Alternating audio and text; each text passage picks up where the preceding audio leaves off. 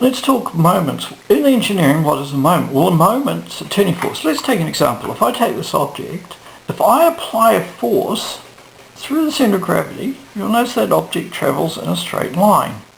But what happens if I apply a force out towards the edge?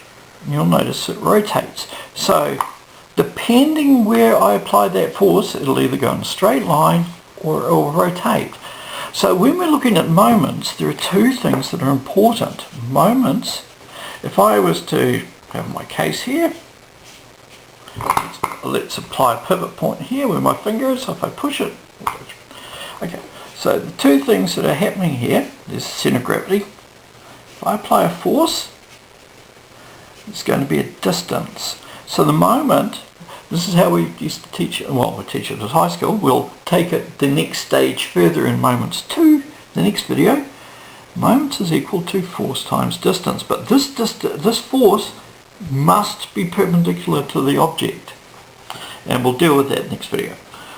So the classic thing is, if I was to have a spanner, let's put a spanner in, what we have, and I'm going to apply it to a nut. And if let's say the spanner is 20 centimetres long, 0.2 metres, and I'm applying a force of 50 newtons. What would the moment be? Well, this is the force, this is the distance.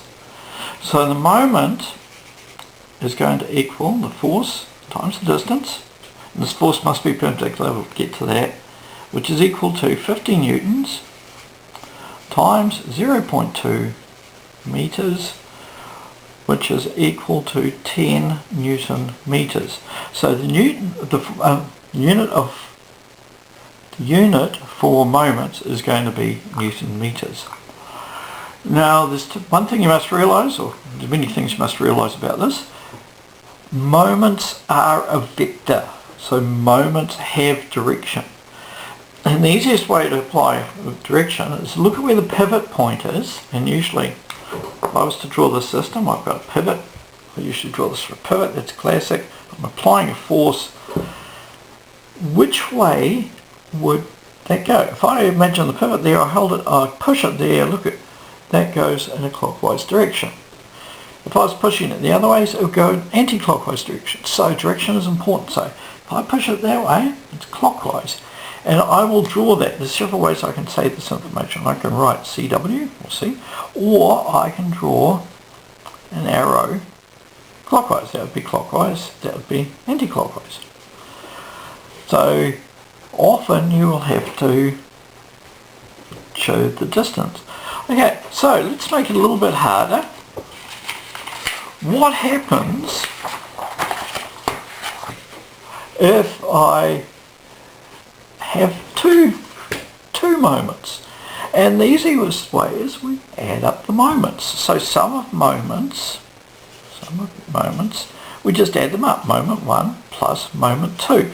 But you have to remember that one way we're going to say is positive, the other way we're going to say is negative. So as a general rule, we say clockwise is positive.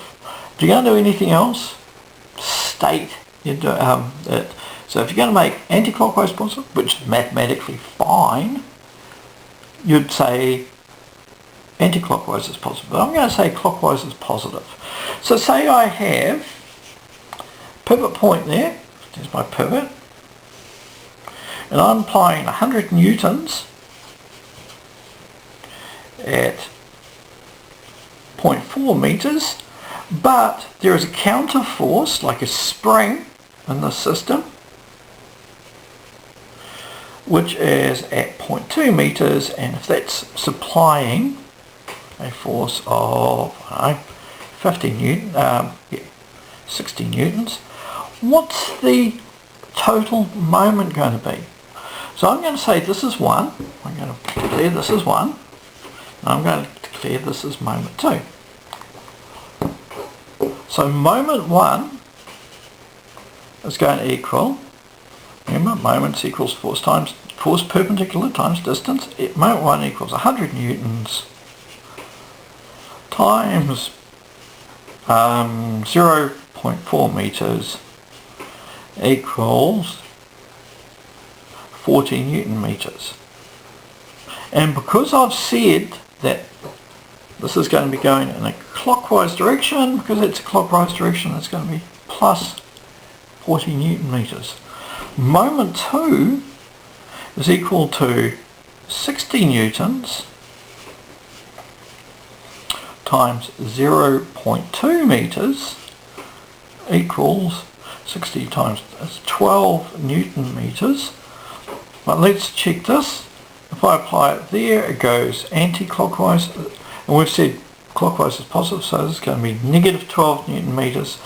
So moments total equal moment 1 plus moment 2, which is equal to 40 Newton meters minus plus negative 12 Newton meters equals 28 Newton meters clockwise.